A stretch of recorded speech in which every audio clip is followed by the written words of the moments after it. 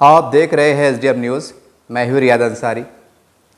इस वक्त मैं महाराष्ट्र के ऐतिहासिक शहर औरंगाबाद से बात कर रहा हूँ और आज का मेरा विषय है परेशान मुसलमान और आज के हालात और उसका हल। 3 बातों पे आज मैं बात करने जा रहा हूँ। आज हम देख रहे हैं जिस तरह से हालात बदल रहे हैं और जिस तरह से एक प्री प्लान हम कह सकते हैं, जैसे आरोप लगते हैं कि मुस्लिम समाज को टारगेट किया जा रहा है, उन्हें परेशान किया जा रहा है या उनके जो अधिकार है जो उनको मिलना चाहिए कहीं ना कहीं उनके साथ भेदभाव किया जा रहा है। ऐसे कई बातें देखने को भी आती हैं और ये शिकायतें आम हो चुकी हैं। हम भी समाज के बीच में घूमते हैं, काफ़ी लोगों से मिलते हैं और ख़ास बात यह है कि हम जनता के उन लोगों में जाके बातचीत करते हैं जिसे हम आम जनता कहते हैं। यानी हम कह सकते हैं कि जनता की आवाज़। क्योंकि अक्सर ये होता है कि जो बड़े बड़े नेता लोग होते हैं, जो अलग अलग पार्टी के बोले जो भी है, वो कहने के एक अपने पार्टी का एजेंडा लेके काम करते हैं। उनकी एक पॉलिसी रहती है, उसके हिसाब से काम करते हैं, ना उसके आगे जाते हैं ना उसके पीछे जाते हैं। ऐसा बहुत कम देखने में आता है कि कोई आगे बढ़कर पार्टी लाइन से हटकर जो है तो एक समाज के लिए या अन्याय के विरुद्ध आवाज़ उठाता है। ऐसी बातें भी देखने को आती हैं। बहरहाल अब तक 75 सालों में जो हुआ वो हुआ। अगर हम 75 साल पीछे चले जाएं तो जाहिर सी बात है 75 साल का जो अरसा होता है वो काफ़ी लंबा टाइम पीरियड होता है। तो कौन देखा 75 साल? किसने नहीं देखा। लेकिन अगर हम 10-20 साल 15 साल अगर पीछे चले जाएँ तो हम कह सकते हैं कि आज के हालात को हम आंखों से देख रहे हैं। चाहे फिर वो आम जनता हो, अलग अलग पार्टी के नेता हो या कार्यकर्ता हो। अगर 10-15 साल 20 साल का हम टाइमिंग पीरियड पीछे जाके झांक के देखें कि क्या हुआ था, कैसे हुआ था, इसका जिम्मेदार कौन था और किस तरह की राजनीति हुई थी, तो हम इसका एक विश्लेषण कर सकते हैं। तो बहरहाल अब तक ये होते आया कि सेकुलर पार्टियों ने सेकुलरिज्म की दुहाई देकर, संविधान की दुहाई देकर अल्पसंख्यक समाज यानी मुसलमानों के वोट हासिल किए। उसमें और दिगर माइनॉरिटी समाज के लोग भी आते हैं, अदर समाज के लोग भी आते हैं, खाली मुसलमान नहीं। लेकिन मुसलमान शब्द का मैं इसलिए इस्तेमाल कर रहा हूँ क्योंकि ज़्यादा शिकायतें मुसलमानों की है। तो मुसलमानों को गुमराह किया गया कि आप हमें हमारे ताकत दीजिए, सेकुलर पार्टी को वोट दीजिए, उनको सरकारों में लाइए। तो कहने के फ़िरका परस्त ताकतें जो संविधान को तोड़ना चाहती हैं, जो देश दुश्मन ताकतें कह सकते हैं, या मुट्ठी भर लोग जो जातिवाद यानी हिंदू मुस्लिम की राजनीति करते हैं, उनको हराने के वास्ते बस यही चक्कर में जो है तो ये इलेक्शन होते गए। तो आज जो काफ़ी लोगों से मुलाकात हुई वो जनता की मन की बात को मैं अपने ज़ुबान के द्वारा मैं तमाम नेता पार्टी के उनको तुम तक पहुंचा रहा हूं कि देखिए आप ज़रा होशियार हो जाइए। अब वो ज़माना चला गया कि अब स्टेज पे आएंगे, धुएंधार भाषण देंगे, कौम परस्ती की बातें होंगी, अल्लाह रसूल की बातें होंगी, मजहबी नारे लगेंगे, जज्बाती भाषण होंगे और आपका काम आसान हो जाएगा। ऐसा बिल्कुल नहीं होने वाला है। ये आप दिमाग से निकाल दीजिए। क्योंकि कहते हैं ना, जब कोई इंसान का अगर हम बोलते हैं उसको अगर मौत का डर होता है तो मौत के डर के कारण जो तो बहुत कुछ दब जाता है, सहम जाता है, खामोश बढ़ जाता है। लेकिन जो व्यक्ति जिसके मन से, जिसके दिमाग से अगर मौत का डर निकल जाए तो फिर आप सब कुछ भी हल्का भारी नहीं कर सकते। यानी अगर कोई शख्स अगर ये कहे, ये सोच ले, उसकी मानसिकता बन जाए कि बस मुझे मौत भी आ जाए, ये मैं मौत से लड़ लूँगा, तो उससे बड़ा ताकतवर इंसान कोई नहीं हो सकता। फिर आपको डरा नहीं सकते कि मैं तुमको टैंक से उड़ा दूँगा, ये बंदूक में 10 गोली एक साथ मार दूँगा, तुमको 10 बार फांसी दे दूँगा। ये मैं आपको एक छोटा मोटा एग्जाम्पल दे रहा हूँ। तो ऐसे एक मुस्लिम समाज की जो भावना है ना, वो ऐसे बागी होगी। उनके साथ जो राजनीति तौर पे जो धोखा हुआ है तो वो राजनेताओं से एक सख्त नाराज़ है। और आप उनको अगर डरेंगे कि ये बीजेपी आ जाएंगी, फ़िरका परस्त आ जाएंगे, हिंदुत्व की बात हो जाएंगी, ये डरने वाले नहीं हैं। ये आपसे दिमाग से निकाल दीजिए आप। क्योंकि इतने सालों में आप रहे, अगर मैं महाराष्ट्र की बात करूँ, क्योंकि मैं औरंगाबाद से बात कर रहा हूँ, तो मैं महाराष्ट्र का प्रदेश का बंदा हूँ। तो महाराष्ट्र में क्या हुआ? सेकुलर पार्टी आई, आपने काम नहीं किया भाई, आपने भी काम नहीं किया। और आप ये बोलना चाह रहे थे कि अगर वो आ जाएंगे तो वो आपका काम नहीं करेंगे। तो आपने मीठा बोल के मुसलमानों का काम नहीं किया, और वो तो एक राजनीति तौर पर उनको तो मजबूरी है बोलना। तो फिर ऐसी हालत में मुसलमान क्या करें? यहाँ जा रहे तो काम नहीं हो रहा, उधर जा रहे तो बोले ऐसा है, वो फिरका परस्त है। तो बहरहाल अब तमाम जो सेकुलर पार्टियों के नेता हैं, मेरे उनसे गुजारिश है कि देखिए मेरी को मन की बात नहीं है, ये जनता के बीच की आवाज़ है। हम काफ़ी लोगों से मिलते हैं, काफ़ी लोग हमसे कहते हैं, कुछ लोग चैनल पे आके बोलने की कोशिश करते हैं, लेकिन उनका अंदाज़ गलत होता है। कोई भद्दी भाषा में इस्तेमाल कर देता है, यहाँ तक कि कोई गाली गलौज दे देता है, तो वो चैनल पे ये चीज़ बताना ठीक नहीं लगता। तो आप थोड़ा अगर इशारा समझ रहे होंगे तो समझने की कोशिश कीजिए, क्योंकि आप जनता में के अंदर है ना गुस्सा है, गुस्सा। और गुस्सा किस बात को लेकर है? अपने ऊपर होने वाली नाइंसाफ़ी, हर जाविये से, हर एंगल से जो उनके साथ नाइंसाफ़ी हुई है अब तक, यहाँ तक कि सरकारी कमीशन रिपोर्ट भी आ गई है। अब और क्या चाहिए? अब और कौन से मुँह से आप बोलेंगे कि ये आ जाएंगे वो आ जाएंगे? तो बहरहाल अब वक्त आ गया है कि जो एक फ़िरका परस्त पार्टी को लेकर जो इलेक्शन लड़े जाते हैं, कोई हिंदुत्व है, कुछ ये है, तो मेरे तमाम महाराष्ट्र के, मराठवाड़े के, औरंगाबाद ज़िले की जनता से और साथों साथ पूरे देश की जनता से मैं अपील करना चाहता हूँ कि ऐसे पार्टियों का बायकॉट कीजिए, ऐसे नेताओं का बायकॉट कीजिए जो हिंदू मुस्लिम की राजनीति को लेकर चुनाव में आते हैं। अगर आप बायकॉट करेंगे, आप इनके साथ अगर वो करेंगे, तो यकीनी तौर से गंदी राजनीति, नफरत की राजनीति, जिससे हमारे समाज को नुकसान पहुंच रहा है, हमारे देश को नुकसान पहुंच रहा है, ये ख़त्म होना बस ज़रूरी है। और ये आम जनता के हाथ में है, आम जनता के हाथ में है। अगर कोई हिंदुत्ववादी लीडर जो होता है, चाहे चंद लोग होते हैं, अगर वो ऐसी भाषा का इस्तेमाल करे जिससे दूसरे धर्म का या समाज का अपमान होता है और लोग तालियां बजाते हैं, तो नफरत बढ़ेगी ना। नफरत बढ़ा रहा कौन? भाषण देने वाला एक नेता है या दो नेता है या तीन नेता है, बराबर। तीन नेताओं की कोई अहमियत नहीं है, लेकिन सुनने वाले हज़ारों लोग होते हैं। वो जब गलत भाषा का इस्तेमाल कर रहे हैं तो आप तालियां बजा रहे हैं, तो इसका मतलब ये होता है कि आप उनकी बात का समर्थन कर रहे हैं। ये आप समझ लीजिए। आप, मैं जनता को भी बोलना चाह रहा हूं कि आप भी समझ लीजिए कि ऐसी बातों पर जहां पर नफरत की बात हो रही हो या दो समाज में तीर निर्माण करने की बात हो रही हो, जज्बाती भाषण हो रहे हो, तो इसके अंदर आपको ताली बजाना नहीं है, बल्कि उठ के खड़े हो जाना है और मैदान खाली करना है। जहाँ भी सभा हो रही है ना, आपको मैदान चले जाना है। तो वो लोगों ने पूछना क्या बात है, भाषण चढ़ रहा, आप जा रहे क्यों? तो बोलना साहब हम ये सुनने को नहीं आए, वो हिंदू है, वो मुसलमान है, वो मस्जिद का मामला है, ये सुनने को नहीं आए। हम इस वास्ते आए थे कि आप चुनाव के अंदर आए हैं, तो हमारे लिए क्या बात करने आए, हमारे विकास की क्या बात करने आए, इस वास्ते हम सभा में आए थे। हिंदू मुस्लिम सुनने को नहीं आए थे। तो अगर कुछ थोड़ी हरकत करेंगे, ऐसा 10-12 केस अगर महाराष्ट्र में हो जाए कि जहां पर हिंदू मुस्लिम की विवादित बात चल रही हो और जनता खामोशी उठ के अगर घरों को जाना शुरू कर दे, यकीन मानिए ये बहुत बड़ा योगदान रहेगा। मैं जनता से कह रहा हूं, आप ठंडे दिमाग सोचिए, आपका इतना बड़ा योगदान रहेगा। यानी बगैर लड़ाई लड़े के, बगैर मोर्चे निकाले के आपके काम आना शुरू होना चाहिए, क्योंकि लीडरों को मालूम हो जाएगा कि अब हमारा ये हथकंडा चलने वाला नहीं है, जज्बाती बातें, जातिवादी बातें ये चलने वाला नहीं है। तो फिर इसका मतलब क्या है? अब अपन काम पे लगो, यानी जनता के काम होंगे, फिर विकास के काम होंगे फिर। और जो देश में जो बातें चल रही हैं, मैं अक्सर कहता हूं और कुछ लोग मुझसे कहते भी हैं कि अजहर साहब बोले आप चैनल पे एक ऊपर वो तो एकदम बीजेपी फीवर की बात कर लेते हैं, शिवसेना फीवर की बात कर लेते हैं, आरएस फीवर की बात कर लेते हैं। ऐसा कुछ लोग मेरे जो अच्छे ताल्लुकात के बेचारे कहते हैं।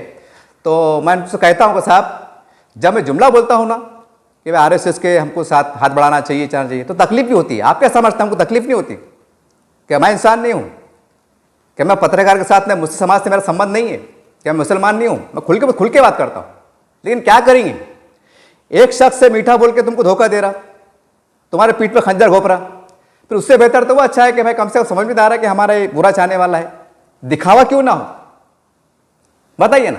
एक शख्स, एक दुश्मन वो है जो मीठा बोल के तुम्हारे खाने में जहर डाला और तुम्हारे पीठ पे खंजर घोप रहा, वो अच्छा है कि जो खुला बोला कि भाई देख, यानी नफरत खुला इजहार कर रहा? कौन सा अच्छा है?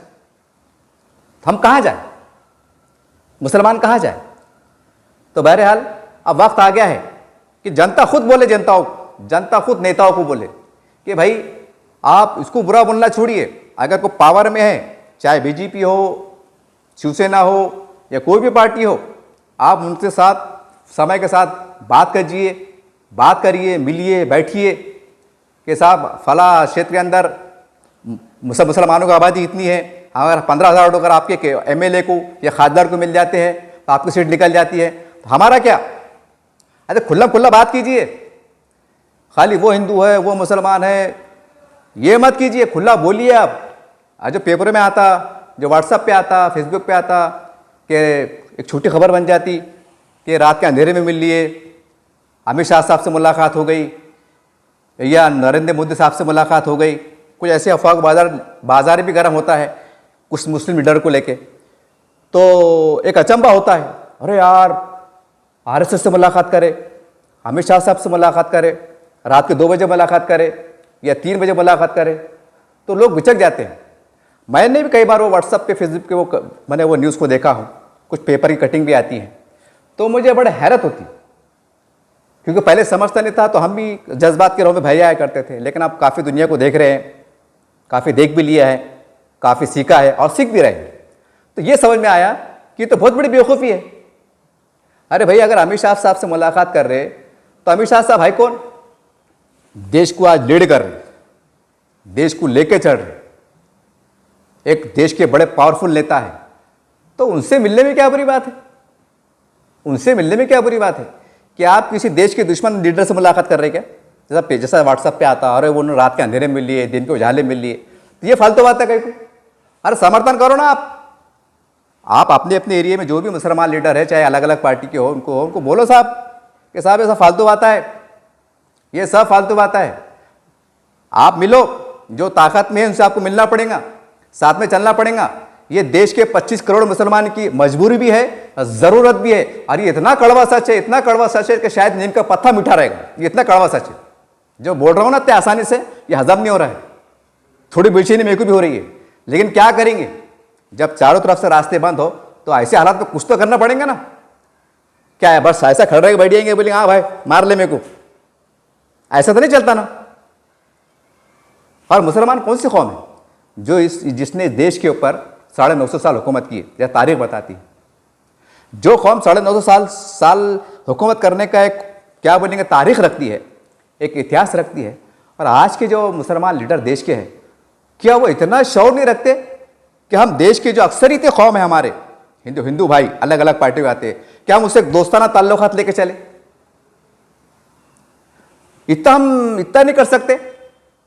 उससे अच्छे थे फिर मुगल अच्छे थे, जिसको आप बहुत से लोग वक्ती तौर से उनको देश का दुश्मन मानते, बोलो वो अलग विषय है, मैं उस पर जाना नहीं चाहता। वो अच्छे थे कि उन्होंने यहाँ पे अक्सरियत कौम का दिल जीता, उसे ताल्लुकात बहाल किए और 950 साल हुकूमत करके बताए और देश के लिए बहुत कुछ दिया, इतिहास में लिखा हुआ है। वो अच्छे थे, हालांकि वहाँ टेक्नोलॉजी नहीं थी उस टाइम, ना व्हाट्सअप था, ना फेसबुक था, ना फ़ोन था, ना कुछ था, तो उन्होंने हुकूमत करके बताया। और आज देश आज़ाद है, आज संविधान ने सबको बराबरी का अधिकार दिया है।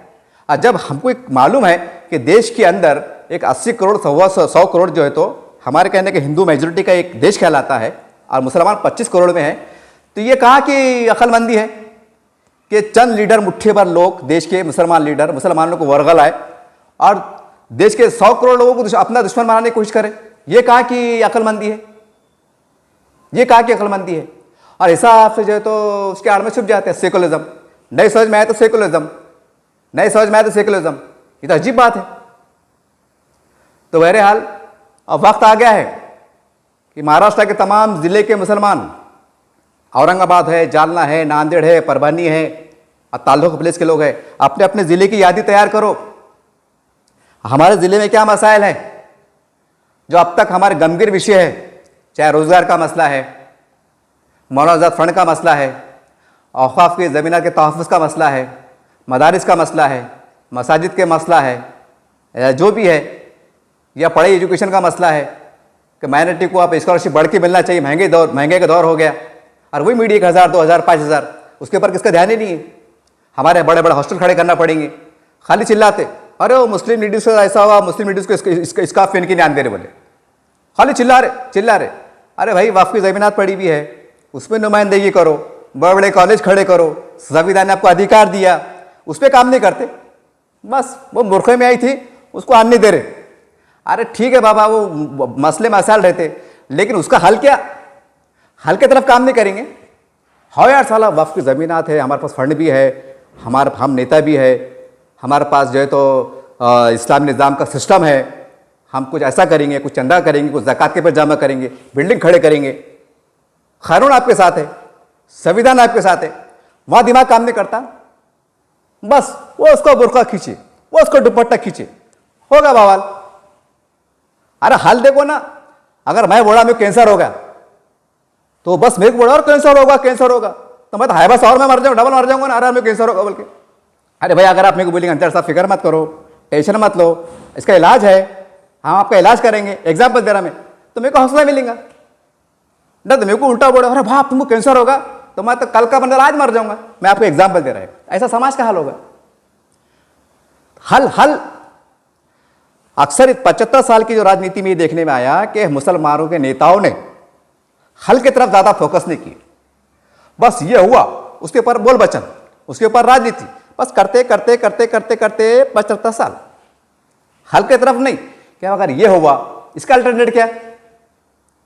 भाई पहले बिजली चल जाती थी, पहले लाइट का सिस्टम नहीं था तो लोग चिराग जलाते थे, फिर लाइट आया, फिर लाइट के अंदर क्या हुआ, लाइट जाने लगी 8 घंटे, जिसको हम लोड शेडिंग बोलते हैं। और उसका अल्टरनेट क्या निकला? जनरेटर है ना, हर चीज का अल्टरनेटर। तो मुसलमानों के मसाइल का आप जो अल्टरनेट हल ढूंढिए। मसाइल को इश्यू बना के चुनाव लड़ लेना और समाज को एक टेंशन में 24 घंटे टेंशन में रखना, ऐसा हो जाएगा, ऐसा हो जाएगा, वो ऐसा बोला, वो ऐसा बोले, ये सब फालतू बात है। आप क्या कर रहे हैं? संविधान के अंदर अधिकार है। अगर समाज की बात होती है, गरीबों के हित की बात होती है, यकीनी तौर से लोकशाही माध्यम से हजारों लाखों लोग आपके साथ चलने को तैयार है। यह कड़वा सच है। इसका उपयोग क्यों नहीं कर रहे जबकि हमारे पास लोकशाही है? बताओ ना। क्योंकि जमहूरियत में सर गिने जाते, सर दे के बाद गवर्नमेंट भी हिलती है। नको भाई आप 1-1.5 लाख 2 लाख रोड पे आगे, आप कैसा करते? हालांकि आप कुछ नहीं करे, खाली रोड पे आके बैठ गए आप शांतिपूर्वक तरीके से, तो गवर्नमेंट का पैसा जाता। वो काम करो जहां जहां पर सरकार को तुम हला सकते अच्छे अंदाज से, शांतिपूर्वक तरीके से, वो काम करो। खाली बयान ये ऐसा, वो वैसा, वो वैसा, वो वैसा। तो मेरे तमाम महाराष्ट्र के मुसलमानों, खासकर मुसलमानों से रिक्वेस्ट कर रहा हूं मैं, और तमाम दबे कुचले लोग हैं जो नाइंसाफी का शिकार है और अलग अलग जात के धर्म समाज को, उनसे भी गुजारिश कर रहा हूं कि आप एक लिस्ट बनाइए, और खासकर मुसलमान एक लिस्ट बनाओ, अपने सोशल वर्कर है, संगठन वाले हैं, और उनके लीडरों के पास जाओ। मतलब साहब औरंगाबाद के मसाइल है, जानले के मसाइल है, नांदेड़ के मसाइल है, अगर आप चुन के आते हैं, सरकार में आते हैं, ये हमारा काम आपको करना पड़ेगा। कर्नाटक के अंदर अब देखने को मिला, कर्नाटक में पहली बार ऐसा देखने में आया कि सरकार ने वादा करी और उसके 1 हफ्ते के अंदर काम शुरू हो गया। क्योंकि कांग्रेस को समझ में आ गया था कि नहीं आप बहुत हो गया, 75 साल हो गए, आप मुसलमानों को ज़्यादा बेवकूफ़ बना नहीं सकते। पहले ऐसा मुसलमानों में सोचा जाता था कि इनको डरा देंगे, लपका देंगे तो कौम डर जाएंगी।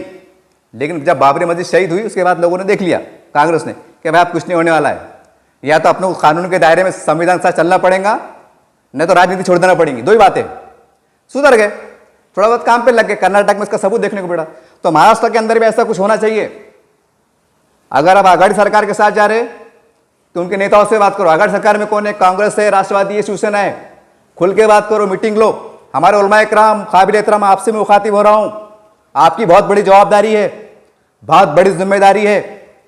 आप उनको लेके वहां जाओ, अलग अलग पार्टियों से मुलाकात करो। साहब हम फला फला जिले की ये मसाइल है, मुश्तरका तौर पर हमारे ये मसाइल है, 15, 16, 18 हमारे विश्यूज है। क्या वादा करते हैं कि आप चुन के आने के बाद सरकार में हमारे काम करेंगे?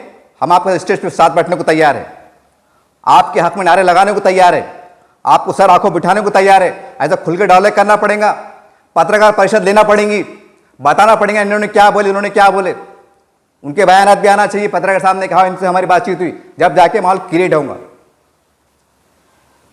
या तो फिर बीजेपी है, शिंदे सरकार है, उनसे बात करो। वो हमारे लिए अछूत नहीं है। मन बड़ा करना पड़ेगा, दिल बड़ा करने का पड़ेगा आपको कि साहब हम फडणवीस साहब, शिंदे साहब, हम आघाड़ी सरकार के पास गए, उद्धव ठाकरे साहब के पास गए थे। ये 20 हमारे मुतालबात है महाराष्ट्र के अलग अलग जिलों के हिसाब से, हमारी यादी है, हमारे मसाइल है। उन्होंने 16 का आश्वासन दिया, आप कितना देते हैं? आप 17 करते हैं क्या? हम आपके साथ आते हैं।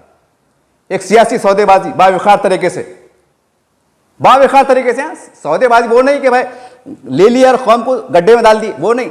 आप ज्यादातर ये देखने में आया बाविखार तरीके से। ये हमारे 16 मसाइल है, हम आघाड़ी सरकार के नेताओं के पास गए थे, ये हमारे 20 की यादी है, उन्होंने 15 पे सहमति जताई कि सरकार में आने के बाद हम तुम्हारा तुरंत काम करेंगे।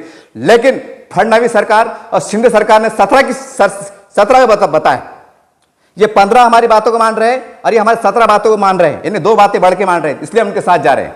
अपने वजूद को मनवाओ, अपने सियासी वजन को मनवाओ, अरे दिमाग से निकाल दो वो फिरका परस्त है, ये परस्त है, ये फिरका परस्त, ये जो बोलने वाले यही सबसे बड़े फिरका परस्त रहे। शायद आपको मेरी बात बुरी लग रही होगी, हो सकता है किसी को बात में समझ में नहीं आ रही होगी, तो मैं उनको रिमाइंड के तौर पे बोलूं, अगर मैं ये गलत कह रहा हूं तो सवाल ये है कि जो पार्टियां सेकुलर में थी, महाराष्ट्र की अगर बात करें, फिर इन्होंने मुसलमानों से इंसाफ से काम क्यों नहीं लिया? मेरा सवाल है, जनता से भी है, नेताओं से भी, सबसे क्यों नहीं लिया? कौन से मुंह से उनको बुरा बोलते कि शिवसेना बदमाश है, बीजेपी बदमाश है? तुम क्या है ये नहीं बोलते क्या? और बोले, और मैं आप तमाम मुसलमानों को बोलता हूं, देखो कोई बात नहीं है, जैसा मुसलमान तमाम मसला फिक्री एक जगह है, तमाम हिंदू भी एक जगह है, ये आप दिमाग से निकाल दीजिए कि वो अलग पार्टी की नहीं।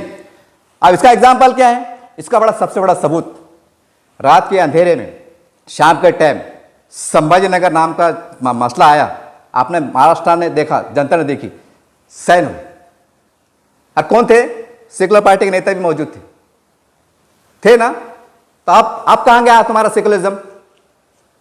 मतलब मेरा यह बोलने का कि सब जो है, तो जब एक अपने उसकी बात आती है, ये सब एक है, मैं बुराई से नहीं बोल रहा, और होना भी चाहिए, हर नेताओं को अपने समाज के प्रति वफादार होना चाहिए। तो आप समाज के नेता है, न तो कुछ कौड़ी काम के नहीं, फिर ये आपको बनना पड़ेगा, साबित करना पड़ेगा कि हम समाज का भी काम करते हैं और अन्य समाज का भी काम करते हैं, प्रदेश का भी काम करते हैं, देश का भी काम करते हैं, जहां जरूरत पड़ी हम अपने आप को पेश करते हैं, ये प्रैक्टिकली आपको बताना पड़ेगा, तो आप नेता है। न क्या एक जज्बाती बस बात कर दिए, बवाल हो गया, पेपर में आ गया, लोग डर गए, लपक गए, बिचक गए, और यहाँ दो है ऐसा हो जाएगा, कुछ होने वाला नहीं। मैं मुसलमानों से गुजारिश करता हूँ कि अपने अपने ज़िले की यादी बनाओ, क्योंकि अभी से क्या है, एक्टिविटी शुरू हो गई 2024 की, जलसे हो रहे, जुलूस हो रहे, पार्टी को बढ़ाने का प्रयास हो रहे, और नेताओं से बात करो आप, और छोटी चिल्लर लेवल पे नहीं, बड़े स्थानीय लेवल पे उनको बोलो, बड़े नेता जो है, तो साहब आप बात कर रहे सरकार से, न तो आपकी बात भी नहीं मानते, यूं भी हम खप गए और तू भी खप गए, खपने के बोले क्या है, वही रोटी मेहनत मजदूरी करेंगे, खाएंगे, इससे ज़्यादा क्या होगा? आज 8 दिन पानी नहीं आ रहा, कल 10 दिन के बाद पानी आएगा, वो अल्लाह रसूल है। सबसे बड़ा निगहबान तो वो है ना, हिफाजत करने वाला, जान का, माल का, नियतों के साथ फैसले करने वाला है। क्या करें, क्या होगा? मगर हम तुमको बेशान करके छोड़ेंगे, तुम हमको डरा के वोट ले लेंगे, कुर्सी पर जाके बैठेंगे और हमको वन करते छोड़ देंगे, हमारे परेशान तरफ पलट के देखेंगे नहीं, ये चलने वाला नहीं। अगर हमारे वोटों की ताकत से, लोकशाही माध्यम से अगर आप इख्तिदार पे जा रहे, कुर्सी पे जा रहे, सरकार बना रहे, तो आपको सबसे पहले हमारी जो जायज़ मसाइल है, जो लीगल मसाइल है, जो संविधान ने दिया है, उसके ऊपर आपको काम करना पड़ेगा। ये बोलने से काम चलने वाला नहीं। अगले मीटिंग में, अगले महीने में फंड नहीं है, वो परासौ लेना पड़ेगा, वो हमने टीम भेजे, उसकी इंक्वायरी हो रही, उसकी जांच हो रही नहीं। अगर लीगल है तो फिर काहे की जांच हो रही? जैसा एग्जाम्पल 5% आरक्षण कौन दिया? कोर्ट ने दिया, कोर्ट ने दिया, देखे ना आप, अप्लीमेंट नहीं हुआ, तो अब कौन बड़ा? कोर्ट बड़ा कि जिन्होंने उसको अमल में नहीं लाए वो बड़े? ये सवाल है मेरा एक, मैं तमाम जनता से पूछना चाहता हूं, नेता से पूछना चाहता हूं, तो बराए करम अभी डरना डराना छोड़ दीजिए। और मेरी लोगों से भी अपील है कि ये जो बोलते ना ये फिरका परस्त है, ये सब फालतू बात है। आपके ज़िले में जो ताकतवर नेता है, जो लीडर है, और आपको भरोसा है कि भैया हमारे दुख सुख का साथी है, आप उनके साथ बिला तकल्लुफ चले जाइए। जब क्योंकि भैया जब बुरा टाइम आता ना तो बचाने को नहीं आता। ये हमने देखा, ये औरंगाबाद के किराड़पुर दंगल में देखा, ये कितने बुरे हाल हुए थे। वो तो भला हो बेचारे वो अफसर खान साहब का कि अल्लाह ने उनसे काम लिया, अरे बड़ी तादाद, बड़ी संख्या उन्होंने ली। उसके बाद जमीयत उलमा के मुस्तफ़ा खान साहब भी है, हमारे ईसा घाई साहब भी है, उन्होंने बहुत अच्छा काम किए। लेकिन जो बड़ा काम हम कह सकते हैं अफसर खान साहब ने किए। अब कहने का मतलब क्या है कि सब पीछे हट रहे थे। औरंगजेब रहमतुल्लाह अलैह को देख लीजिए कि एक गैर मुस्लिम हमारे आदरणीय जनाब प्रकाश अंबेडकर साहब खुलदाबाद का दौरा करते हैं और अंबेडकर अपने औरंगजेब रहमतुल्लाह अलैह के बारे में क्या स्टेटमेंट देते हैं आपने देखा है।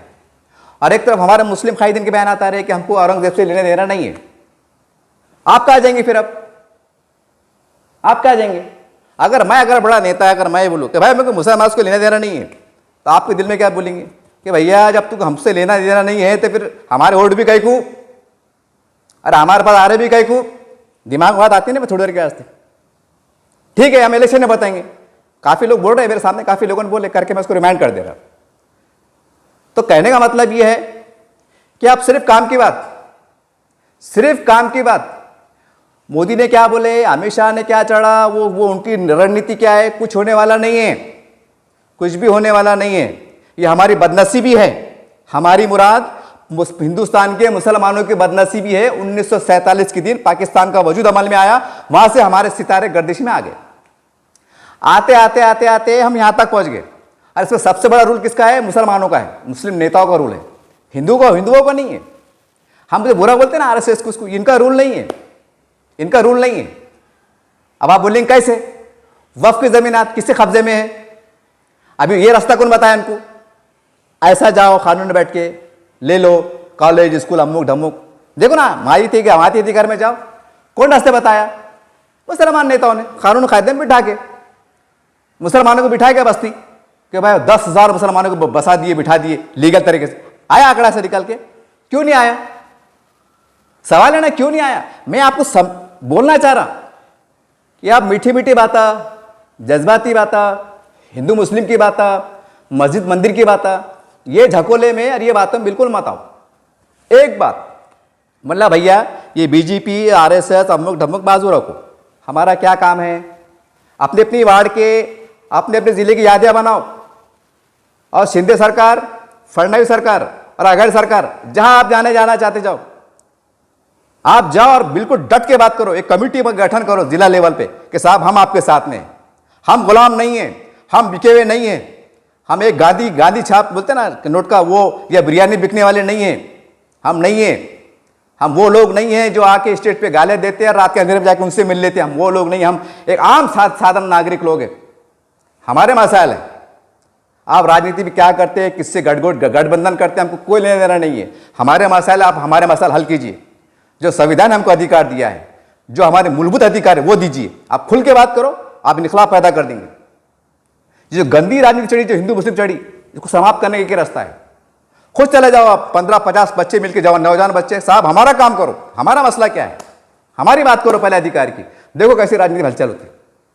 और आप जाएंगे कि नहीं वो हमारे बड़े हैं, वो ऐसा है।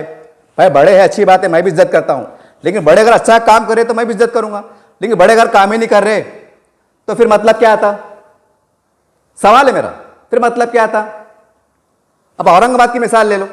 एक और बात जहन में आ रही कि वो बड़े मसाले छोड़ दो, वो ऐसा है, वो वैसा है, बड़े नेशनल लेवल की बात छोड़ दो।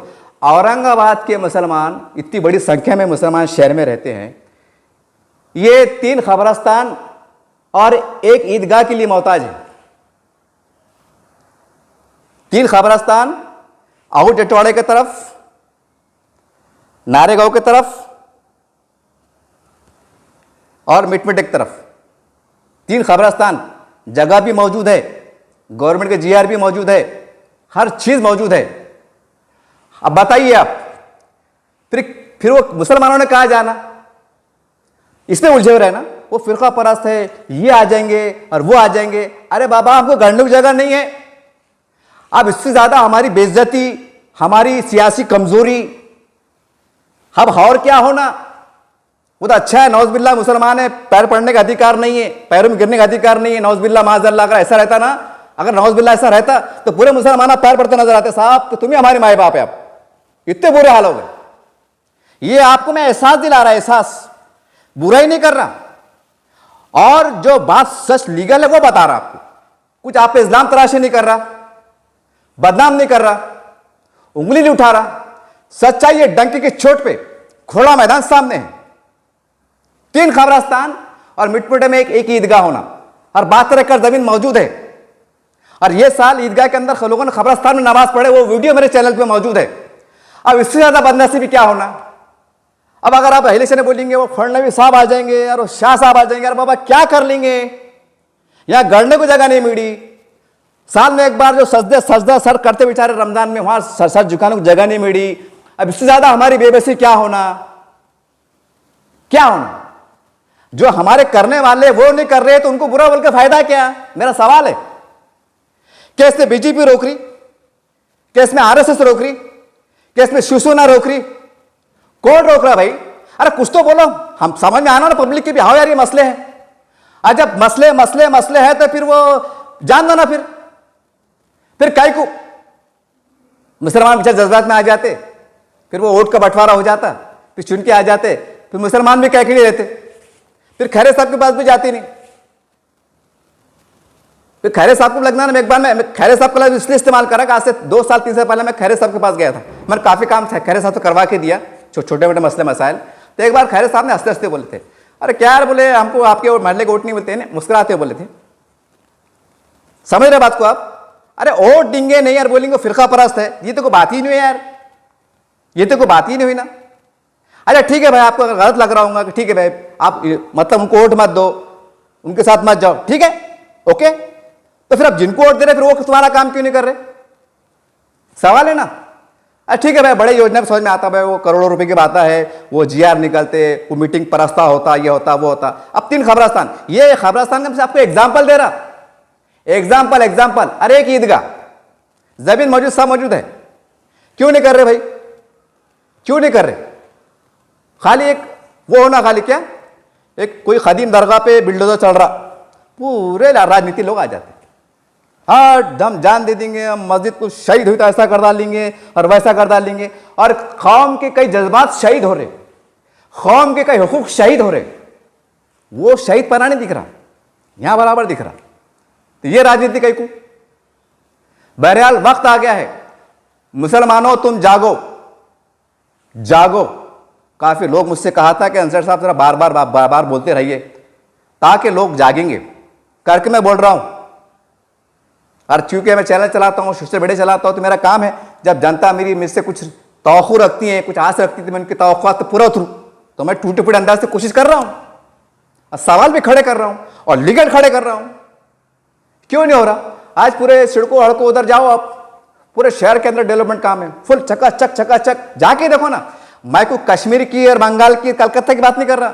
ये कौन देखा यार, फेंका पाक चढ़ी, पाका पाक भाषण चढ़े, नहीं, औरंगाबाद की बात। सड़कों हड़कों चले जाओ, पूरा दौरा करो और देखो कैसे काम अटके हुए। सवाल है क्यों हुए? सवाल है ना भाई, क्यों हुए? वजह क्या थी? हमारे पास क्यों नहीं हो रहे? हो रहे, इंकार नहीं कर रहा मैं, जैसे वहां 100% हो रहे, तुम्हारे पास रुपये में 8 आने हो रहे थे, क्यों नहीं, क्यों हो रहे? योजना है, सब है, क्या बात क्या है? ये मैं नहीं कह रहा हूं, जनता के बीच के सवाल तो उभर रहे थे और लोग चैनल से माध्यम से बोलना चाह रहे थे। मतलब भैया तुम मत बोलो, आपके जज्बात है ना, आपकी बात है ना, मैं पहुंचा देता, बाकी अल्लाह है। तो बहरहाल अपने अपने ज़िले की यादियाँ तैयार करो, मसाइल तैयार करो, और जिसको भी आप बड़ा मानते, चाहे कोई भी पार्टी कराओ, तो मतलब भैया आप 75 साल में जो हो गया ना उसको भूल जाओ, उसको मट्टी डालो, वरना नए बुढ़ू नया राज। ये हमारे ज़िले का मसाइल औरंगाबाद के है, नांदेड़ के है, जानले के है, परभनी के है, नागपुर के है, नासिक के है, अम्मू के है, मालेगांव की है, समझ गए ना? पूरे ऐसा काम करो, लगो वल्ला भाई ये बात, ये आ जाएंगे और वो आ जाएंगे, ये सब फालतू बातें है। तुम क्या कर रहे? उसके बाद फिर बीजेपी उनके पास भी जाओ, मोल्ला साहब हम उनके पास गए थे, ये हमारे बीच मसले हैं, हम फला फला जिले के हैं, ये हमारी अथॉरिटी बॉडी है, ये 20 मसले में से आप कितने मसले हल करेंगे? अगर ये जिले के पूरे मुसलमान अगर आपको वोट दे, एक बूट गट्ठा होके, उन्होंने बोले भाई वो 15 कर रहे, हम 17 करेंगे, चल जाओ साथ में। नौज बिल्ला उनके साथ में आने का हम काफी छोड़े हो जा रहे, इस्लाम से खारिज छोड़े हो जा रहे। और वो ताकत में लोग हैं, आज जो ताकत में लोग हैं उनके साथ नहीं जाएंगे, उनसे दुश्मन बोल लेंगे, सियासी दुश्मन है, तो कहां से तुम्हारा विकास होगा? नहीं होता। नेशनल लेवल पे देखो ना क्या हो रहा। हालांकि नेशनल लेवल एक अलग विषय है, लेकिन मजबूरी बोलना पड़ रहा कि इजराइल मुसलमानों का बदतरीन दुश्मन समझा जाता है। अच्छा इतना मुट्ठी भर देश है और 57-58 या 57-58 मुस्लिम देश है, बराबर है ना? एग्जाम्पल दे रहा मैं आपको। तो इजराइल को वेलकम बोर्ड है अरब के अंदर, अल हबीबी, खुशामदीद, वेलकम। और क्या चल रहा देख रहे हैं फलस्तीन में, देख रहे हैं ना आप? यानी इतने ताकतवर में रह के वहां दोस्ती की बातें चढ़ी, हालांकि वो विषय अलग है। तो भाई हम देश में रह रहे ना, जो ताकत में है, इख्तिदार में है, नीचे से ऊपर तक पूरे हर जगह मौजूद है, तो उनसे मुज़ाकरात नहीं करेंगे, उनसे बातचीत नहीं करेंगे, गलतफहमी दूर नहीं करेंगे तो कब करेंगे? 75 साल हो गए ना। अरे आम जनता नहीं करेंगे, ये नेताओं को करना पड़ेगा कि साहब हमारा काम करो। किससे मिलते, किससे साठ गांठ है, जो आरोप लगते हैं उनको कोई लेना देना नहीं है। हमारा ये मसला है, ये मसला हल करो, तुम भी खुश रहो और हम भी खुश रहते, खत्म हो गई बात। तो बहरहाल तमाम मुसलमान होशियार होशियार होशियार, जागो जागो और जागो, और डरने की, बिचकने की, लपकने की कोई जरूरत नहीं है। जिंदगी मौत का मालिक वो है, रिस्क देने वाला वो है। बस सब्र तहम्मुल के साथ चलो, रास्ते बनाने वाला वही है। इसके झांसे में आने की जरूरत नहीं है, छकोले में आने की जरूरत नहीं है। बस एक ही बात करो, हमारा काम, हमारा काम। साहब ये क्या है बोलना? क्या हम कब्रिस्तान के लिए मोहताज, ईदगाह के लिए मोहताज? बताइए ना, कहाँ जाना? हमारे पास सब वसाइल भी मौजूद है, फिर हमारे काम हो रहे क्यों नहीं? वजह क्या है? क्या वजह है? खाली ये उन्हें ऐसा करो, हम तो कर रहे थे, उन्हें ऐसा करा, अरे उन्हें ऐसा करा। अरे जो ताकत में है, जो इख्तिदार में रहते हैं, अगर तुम उनसे दोस्ती का हाथ बढ़ा लिए, सियासी दोस्ती कर लिए, वो खुद फंड रिलीज करते, ले लो 50 करोड़, 10 करोड़, 15 करोड़। सच्ची बात है, कैसा नहीं करते? उनको लगना नहीं कि यार हमारे साथ वक्त पे सरकार बनाने में हमारी मदद करते, अगर आमदार कम पड़े तो हमको खुला समर्थन देते। करो, कोई बुरी बात नहीं है, शिरक नहीं, बिद्दत नहीं, गुमराही नहीं, कुछ नहीं है, विकास के लिए करो, कोई बुरी बात नहीं है। और खुल के करो, बात करो कि भाई हम नहीं, हम वहां गए, उनको वोट दिए, उनको समर्थन किए, अगर बीजेपी सरकार बनती है, शिवसेना बनती है तो हमारे मुद्दे ये थे, हाँ उन्होंने हमारी बात को माने, हम गए, इसमें बुरा क्या है? तो बाद में हिसाब से वॉकआउट हो जाते, फिर वो गिनती में आंकड़े कम हो जाते, फिर वो सरकार बन जाती, और मतलब जो होना है वो हो जाता। फिर ड्रामा कह को, अरे जुड़ के काम करो ना। अरे साहब आप हमारे बड़े हैं, बड़े भाई, हम छोटे भाई, हमारी मदद लो ना आप, हम देते हैं मदद आपको। जहाँ कम पड़ रहे हमारे से लो। कोई जिले में अगर आपका महापौर बन रहा तो हम देते हैं आपको, हमारे नगर सेवक, ये लो, हमारे वार्ड का विकास करो, निधि फुल दो, आमदार निधि से दो, खासदार से दो, पालक मंत्री से दो, मार सरकार से दो और जी ने दो, खत्म होगी। ये राजनीति है, हिंदू मुस्लिम ये कह को। और कब तक ये मामले में चिंग हो रही, ये हो रहा, वो हो रहा, ये क्यों हो रहा? पहले होता था, आज से 50-60 साल पहले होता था, लेकिन इक्का दुक्का, या अब क्यों हो रहा? अरे भाई अगर हमको एक जलसे के बहाने से, कोई पॉलिटिकल बहाने से, हम भी अगर उनको छेड़ने का प्रयास करेंगे, उनके ऊपर टीका करेंगे, और ऐसी टीका करेंगे उनको लगेंगे हमारे धर्म के बारे में बोले, हमारे मजहब के बारे में बोले, जैसा आपने पिछले टाइम देखा है, तो उनको बुरा नहीं लगेगा, उनके दिल में बुराई नहीं होगी। नौज़बिल्लाह माज़अल्लाह अगर कोई नेता अगर इस्लाम के बारे में बोलेगा तो हमको बुरा लगेगा, हमको फूलों का हार पहनेंगे। ये समझ में नहीं आ रहा। बहरहाल तमाम बातें बोलने का मतलब ये था कि मुल्क में आज एकता और भाईचारे की सख्त जरूरत है, हिंदू मुस्लिम एकता की सख्त जरूरत है। और जो स्टेज से भाषण हो रहे, जो जज्बाती वो हो रहे, नारे लग रहे, इससे भी हमको परहेज करने की जरूरत है, तो बहरहाल और जो गलत सलत बोले तो कोर्ट में चल जाओ ना। औरंगाबाद के अंदर जैसा प्रकाश अंबेडकर साहब फुलदाबाद शरीफ औरंगजेब रहमतुल्लाह मजार शरीफ में गए, बराबर पूरे औरंगाबाद जिले में, बल्कि मैं समझता हूं पूरे महाराष्ट्र में रियाज देशमुख साहब मेरे ख्याल से गालिबान पूरी डिपार्टमेंट में वो एसीपी रह चुके, ये एपीआर रह चुके, रिटायर्ड, जो औरंगाबाद में रहते। उन्होंने सिटी चौक प्रोड्यूशन में एक निवेदन दिया, एक दरखास्त दी कि साहब ये इनको बोलने से मेरी धार्मिक भावना भंग हो रही। वो दरखास्त को लिया गया, वो कार्रवाई होंगी, देर से होंगी, बात की बात है। कानूनी तरीके से गए ना, वो बयान नहीं दिए, कुछ नहीं दिए, कानूनी तरीके से गए। तो बहरहाल कहने का मतलब ये है कि हमको कानून के साथ चलना पड़ेगा। जहाँ जज्बात की बात आ रही है, कोई इश्तियाल अंगेज बात आ रही, तो हमको कानून की मदद लेते हुए आगे बढ़ना पड़ेगा। न तो उन्होंने एक गाली दी अपन जैसे 2 दे दे रहे, माहौल ख़राब हो जा रहा, और फिर हमारे मसाइल रह जा रहे, गली के मसलों के, ड्रेनेज के, लाइट के, पानी के रह जा रहे।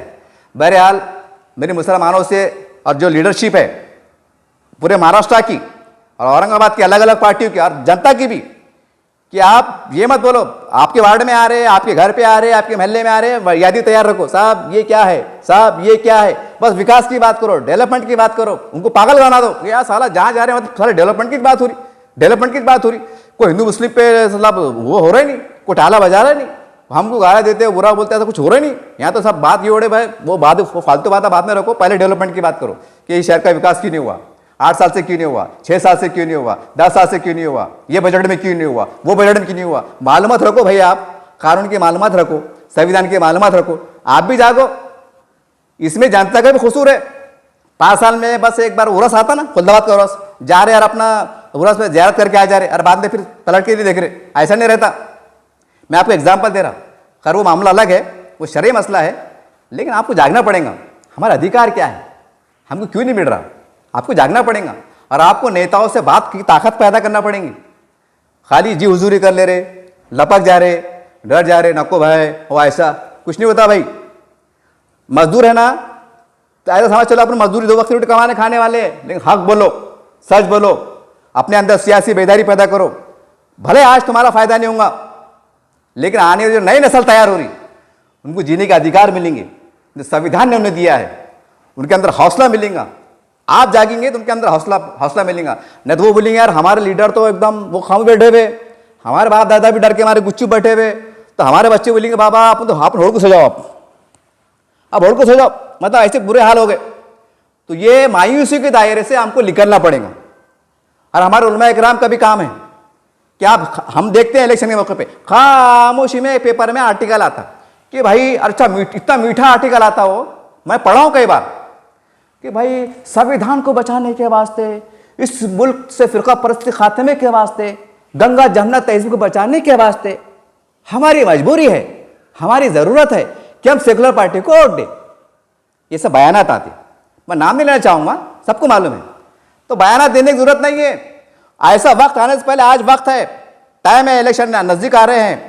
एक 15-20 उलमा इकराम मिलके जाओ, तमाम मसला फिक्र के साहब ये हमारे मसला मसाइल है, हम फला जिले से आए हुए हैं, ये महाराष्ट्र के मसाइल है, आप क्या कर रहे हैं, हम आपके साथ चलने को तैयार है, संविधान के साथ बावखार तरीके से, चोरी छुपी से नहीं कि रात के अंधेरे मिल रहे पेपर में आ जा रहे, नहीं।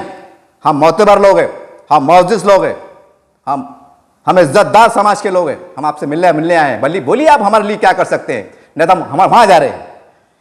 सियासी सौदेबाजी, सियासी बोले तो बेचने बिछाने नहीं, बावखार तरीके से। तो उम्मीद करते हैं कि सब जागेंगे तो इंसाफ मिलेगा, नहीं तो ये हिंदू मुस्लिम चलता रहेगा।